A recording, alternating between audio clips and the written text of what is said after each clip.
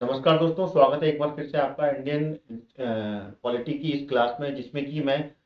वो सारे important articles जो कि आपके एग्जाम्स में, सिविल सर्विसेज के एग्जाम्स में आते हैं, लगातार पूछे गए हैं, प्री में, मेंस में भी इसमें आंसर राइटिंग के लिए क्वेश्चंस बनते हैं। तो वो सारे इंपॉर्टेंट आर्टिकल्स लगातार इस सीरीज में लेके आ रहा हूँ, जिसमें कि पहला भाग और दूसरा भाग, यानी कि पहला वीडियो और दूसरा वीडियो में मैंने कंप्लीट किए हैं। भाग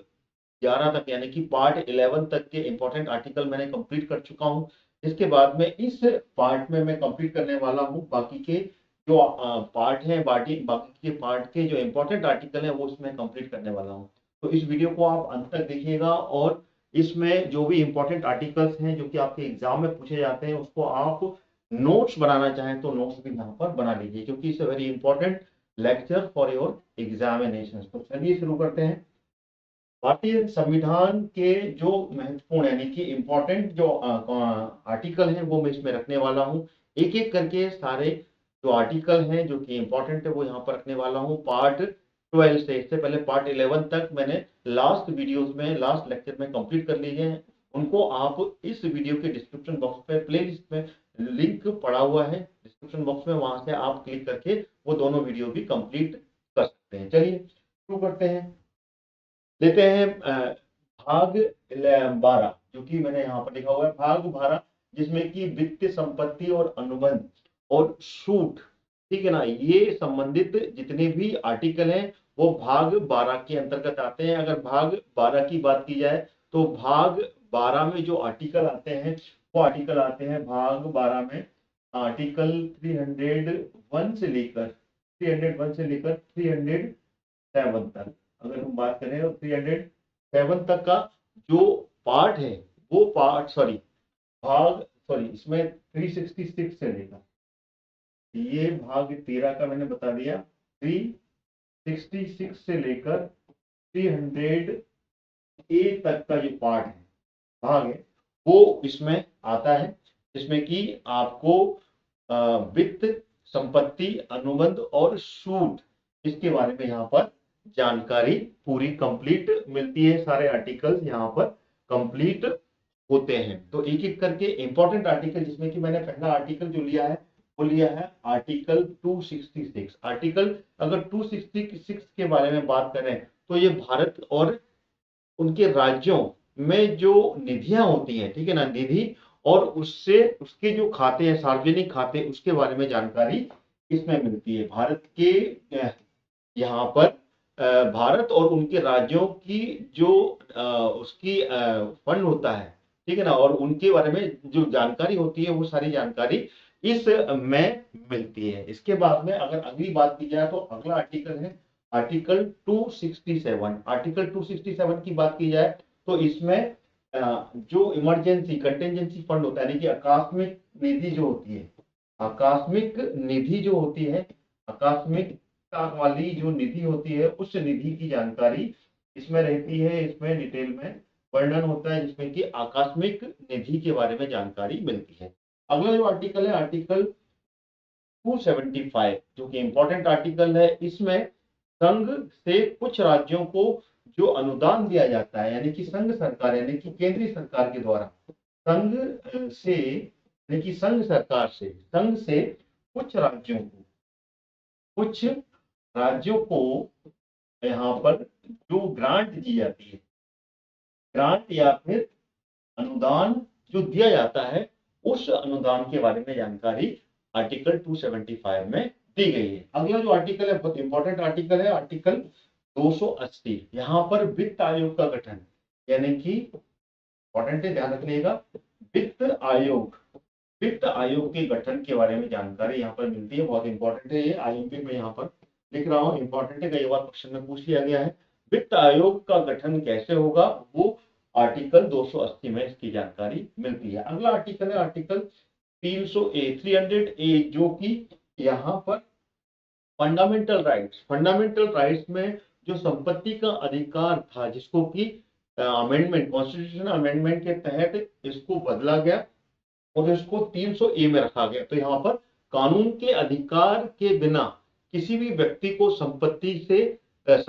के जो अधिकार है उससे वंचित नहीं किया जाना चाहिए। उसकी जानकारी यहाँ पर 300A में मिलती है। यानी कि संपत्ति के अधिकार संपत्ति का अधिकार जो है वो यहाँ पर आपको यहाँ पर मिलता है। संपत्ति का अधिकार, संपत्ति के अधिकार की जानकारी जो कि आपको इस आर्टिकल में मिलती है। तो ये हो गया पार्ट 12। पार्ट 12 का इंपॉर्टेंट यहाँ पर जो आर्टिकल है वो मैंने यहाँ पर कंप्लीट किए। अब चलते हैं इसके अगले वाले पार्ट पर जो कि है पार्ट 13। पार्ट 13 की बात की जाए तो पार्ट 13 में यहाँ पर भारत के क्षेत्र के भीतर यानी कि भारत के अंदर में जो व्यापार करते हैं, भारत के क्षेत्र के भीतर व्यापार, वाणिज्य और समागम, वाणिज्य और समागम के बारे में, यानी कि कैसे भारत के अंदर में आप व्यापार कर सकते हैं, कैसे यहाँ पर ट्रेड किया जा सकता है, उन ट्रेड के बारे में यहाँ पर पार्ट 13 के अंतर्गत रखा गया है। इसका की इंपॉर्टेंट आर्टिकल जो है वो है अनुच्छेद 301। ठीक है ना। अगर इसके बारे में बात करें पार्ट 13 के अंतर्गत जो आर्टिकल आते हैं वो 301 से लेकर 307 तक आते हैं। और इसमें पार्ट 13 का अनुच्छेद 301 इंपॉर्टेंट है, इसको नोट कर लीजिएगा, जिसमें कि भारत के अंदर में व्यापार, वाणिज्य और समागम की स्वतंत्रता। इसमें भारत के अंदर में यानी कि इंडिया के अंदर में आप कैसे ट्रेड करेंगे, कैसे बिजनेस करेंगे और उसके लिए कितनी स्वतंत्रता होगी, कैसी स्वतंत्रता, उसके बारे में जानकारी आर्टिकल 301 में मिलती है। अगला जो पार्ट है वो पार्ट 14 है, जिसमें कि राज्य और संघ यानी कि केंद्र सरकार और राज्य सरकार के अधीन यानी कि उसके अंडर में जो सेवाएं होती हैं, जिसमें कि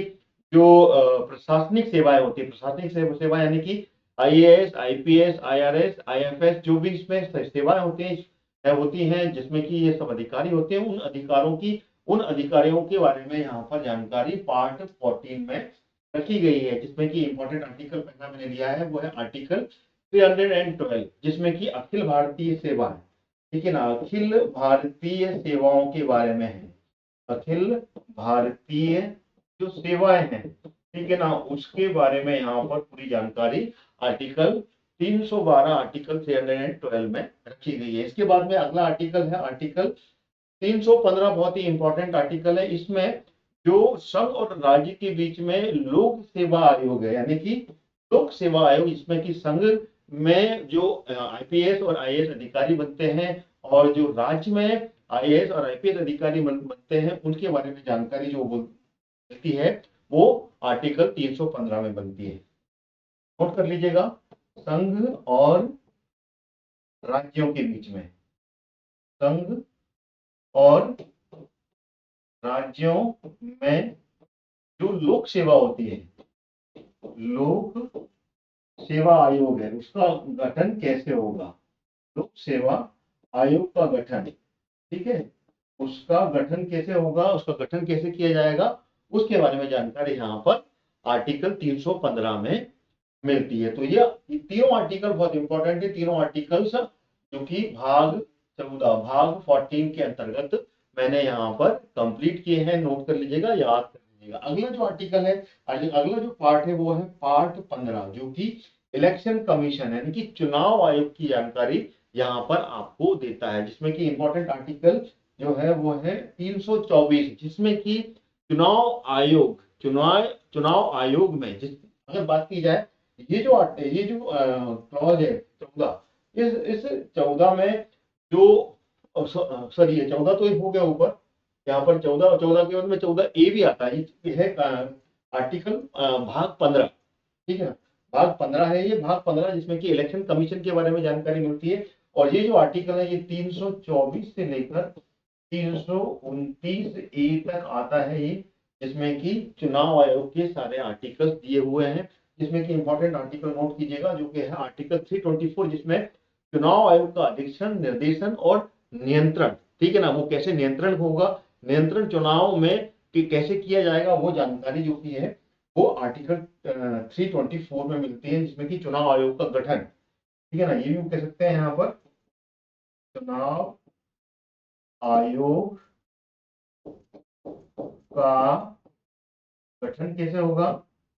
और किस तरीके से वो चुनाव को निर्देशित करेगा, चुनाव को में निर्देशन करके उसको कैसे कंट्रोल करेगा, उसके बारे में जानकारी यहाँ पर आर्टिकल 324 में दी है, जो कि पार्ट 15 के अंतर्गत पूरा चुनाव का गठन, चुनाव कैसे होंगे, और इसमें जो चुनाव होता है ये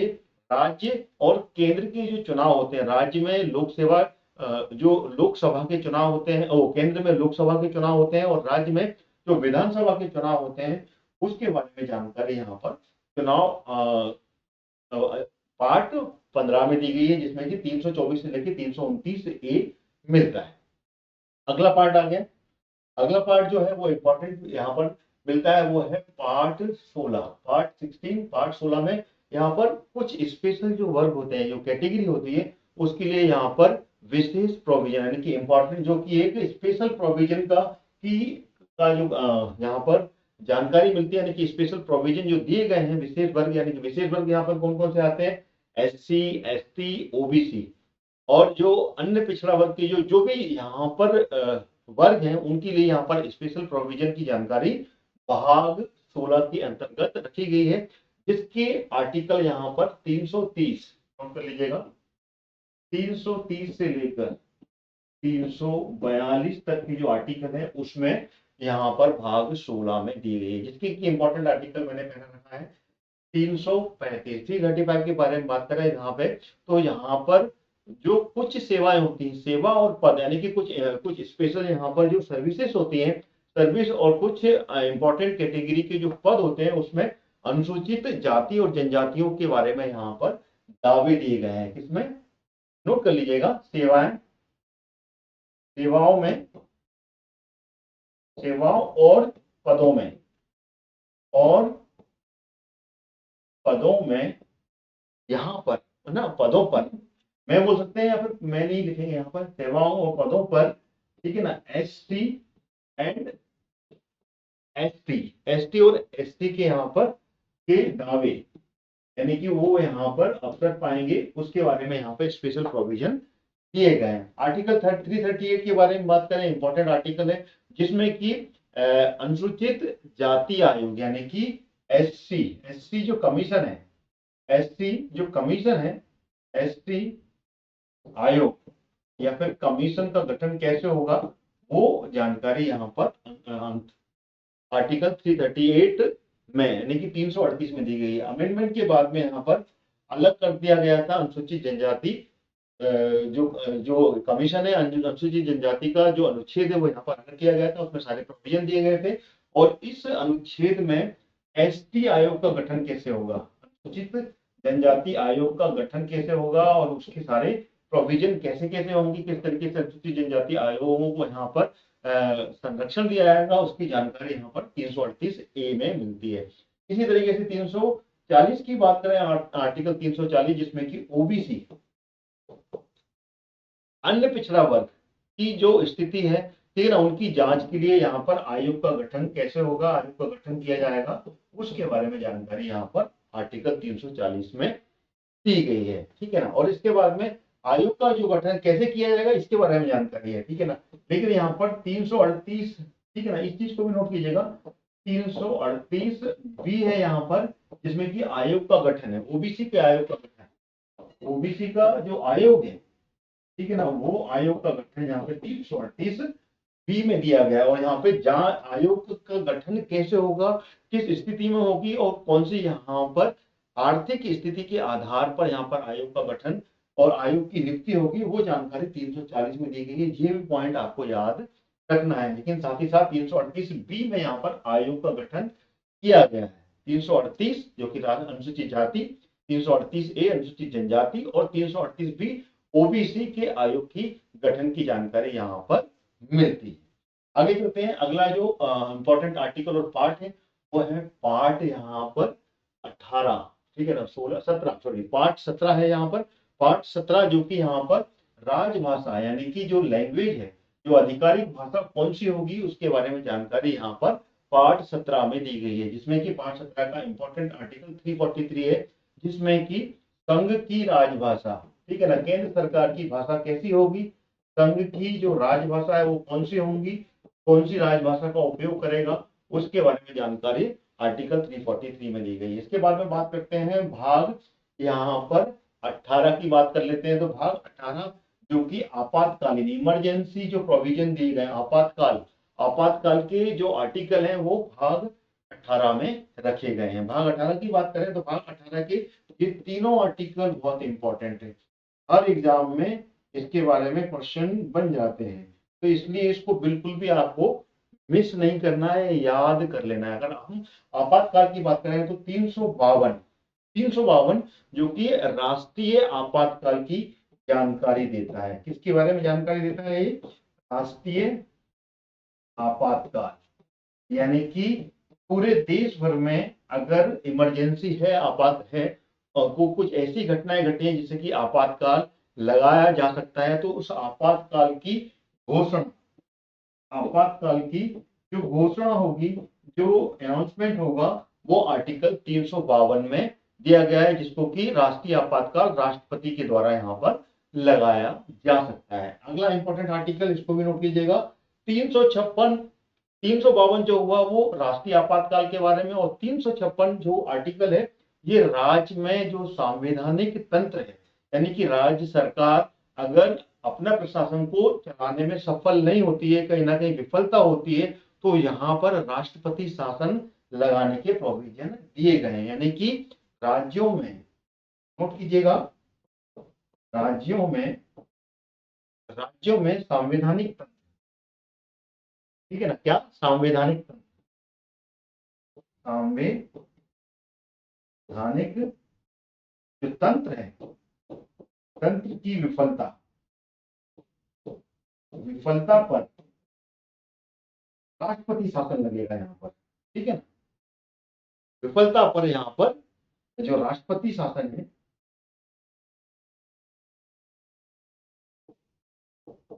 उसका प्रोविजन इसमें किया गया। राज्य में संवैधानिक तंत्र की जो विफलता होती है, उसका प्रशासन है, अगर राज्य की सरकार नहीं चला पाती है, उसमें विफलता होती है, तब इसमें राष्ट्रपति शासन की जानकारी 356 में दी गई। इसी के बाद में 360 है, जो कि यहाँ पर वित्तीय आपातकाल की जानकारी देता है। किसकी? वित्तीय आपातकाल, यानी कि देश में आर्थिक संकट होता है उस समय की जानकारी, उसका जो जानकारी के बारे में पूरा विवरण, ठीक है ना, वित्तीय आपातकाल से संबंधित जो भी प्रोविजन है वो आर्टिकल 360 में दिए गए हैं। यानी कि वित्तीय आपातकाल कैसे लगाया जा सकता है, कौन सी आर्थिक स्थिति होंगी भारत में जब ये लगाया जाएगा, उसकी जानकारी आर्टिकल 360 में दी गई है। अगला इंपॉर्टेंट पार्ट जिसको कि हम कंप्लीट करेंगे वो है भाग, यहाँ पर बात करें तो भाग 19 की बात हो रही है। भाग 19 जो कि यहाँ पर मिसलेनियस, ठीक है ना, प्रकीर्ण बोल सकते हैं या मिसलेनियस बोल सकते हैं, ठीक है ना। मिसलेनियस जो पार्ट है वो विविध के जितने भी यहाँ पर नियम है वो यहाँ पर दिए गए हैं, जो कि आर्टिकल 365 के बारे में जानकारी दी गई है, जिसमें कि राष्ट्रपति के द्वारा, ठीक है ना, या फिर संघ सरकार के द्वारा, यहाँ पर बोल सकते हैं अपन संघ सरकार के द्वारा या राष्ट्रपति शासन के द्वारा, ठीक है ना, दिए गए जितने भी निर्देश हैं, ठीक है ना, निर्देशों का पालन करना और उन्हें प्रभावी करने के लिए जो विफलता का प्रभाव है वो जानकारी यहाँ पर मिलती है आर्टिकल 365 में। उसके बाद में आर्टिकल 20 जो कि यहाँ पर कॉन्स्टिट्यूशन अमेंडमेंट, बहुत ही इंपॉर्टेंट है, संविधान संशोधन। संविधान में संशोधन कैसे होगा, संविधान में जो भी संशोधन होता है जो कि लोकसभा और राज्यसभा के द्वारा किया जाता है, जो कि केंद्र सरकार के द्वारा होता है, वो सारे के सारा जो प्रोविजन है वो एक आर्टिकल में दिया गया है, जो कि आर्टिकल है 368 जो कि संविधान और उसकी लिए प्रक्रिया में जो भी संशोधन की शक्ति है, ठीक है ना, संविधान में संशोधन की शक्ति, संविधान में संशोधन की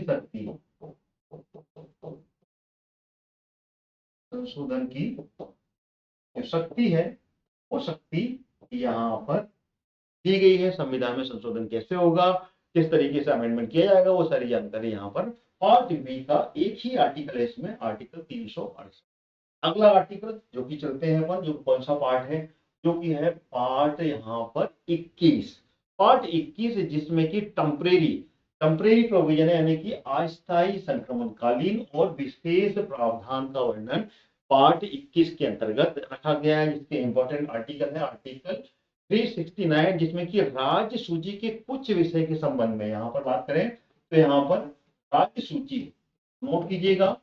राज्य सूची बिल्कुल नोट कर लीजिएगा, राज्य सूची के कुछ विषय के संबंध में संसद को कानून बनाने की शक्ति दी गई, यानी कि जो लोकसभा है, लोकसभा और राज्यसभा, यानी कि राज्य सूची, क्योंकि टोटल सूची कितनी दी गई है, 3 सूची है यहाँ पर, राज्य सूची,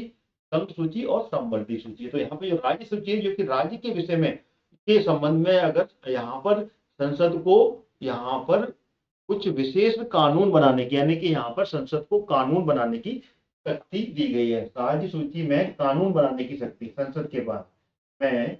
संसद को कानून बनाने की शक्ति, ठीक है ना, ये यहाँ पर नोट कर लीजिएगा। अगला जो इंपॉर्टेंट आर्टिकल है आर्टिकल 370, जो कि इस समय यहाँ पर निराशित कर दिया गया है, जो कि पहले था यहाँ पर 370, जो कि जम्मू कश्मीर में यहाँ पर जो संबंधित जो भी प्रोविजन दिए गए हैं, वो प्रोविजन इसमें दिए गए थे कि 370 की धारा जिसको बोला जाता है, जो हाल ही में 2019 में जो 370 की धारा है, उस धारा को यहाँ पर निराशित किया गया और खत्म किया गया, यानी कि जम्मू कश्मीर से रिलेटेड जो भी प्रावधान है वो 370 में रखे गए। अगला है 371, जो कि इंपॉर्टेंट है, यहाँ पे नोट कीजिएगा, जो कि महाराष्ट्र और गुजरात से संबंधित विशेष उपबंध, महाराष्ट्र और गुजरात से संबंधित, गुजरात से जो संबंधित विशेष उपबंध है, संबंधित विशेष उपबंध, महाराष्ट्र और गुजरात से संबंधित विशेष उपबंध यहाँ पर मिलते हैं, महाराष्ट्र और गुजरात से संबंधित विशेष उपबंध, ठीक है ना, वो यहाँ पर मिलते हैं। अगला है 376 बहुत ही इंपॉर्टेंट, नोट कर लीजिएगा, जिसमें कि उच्च न्यायालय के न्यायाधीश के बारे में उपबंध है, ठीक है ना, किसके, हाई कोर्ट में जो जज होंगे, हाई कोर्ट में जो जज होंगे, जजों के बारे में कौन कौन से नियम हैं, कौन कौन से प्रोविजन है, वो सारे उपबंध 376 में दिए गए हैं। अगला है आर्टिकल 377, आर्टिकल 377 की बात की जाए तो यहाँ पर जो कि इसमें नोट कर लीजिएगा, भारत की जो नियंत्रक लेखा महा परीक्षक है, जो सीएजी है, सीएजी के बारे में उपबंध की जानकारी बहुत ही इंपॉर्टेंट है, कंफ्यूज करना यहाँ पर बनता है, कंफ्यूज हो सकते हैं आप, क्योंकि सीएजी के बारे में जो प्रोविजन है वो पार्ट 5 में भी दिए गए हैं, और यहाँ पर सीएजी के जो उपबंध है, सीएजी का जो एक डिटेल में जानकारी यहाँ पर उनके बारे में उपबंध है कि किस तरीके से वो कार्य करेंगे, वो जानकारी भी यहाँ पर दी गई है। भारत के नियंत्रक महालेखा, सीएजी नहीं है ये, नियंत्रक महालेखा है, ठीक है ना, नोट कीजिएगा, ये अलग है, नियंत्रक महालेखा है, क्लियर हो गया था, नियंत्रक महालेखा, ठीक है ना, सीएजी अलग होते हैं और ये अलग होते हैं, नियंत्रक महालेखा के बारे में उपबंध बनता है यहाँ पर, ठीक है। आर्टिकल है 378, जो कि लोक सेवा आयोग के बारे में उपबंध है यहाँ पर, लोक सेवा आयोग के बारे में जो प्रावधान है